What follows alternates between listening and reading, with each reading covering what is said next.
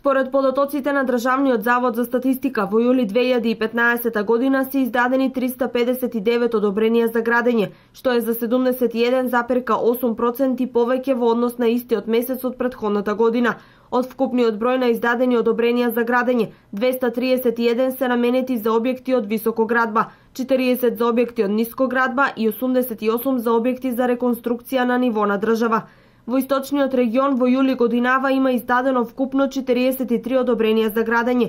Најмногу одобренија, 16 се издадени во Кочани, од кои 13 за физички лица, а 3 за деловни субјекти.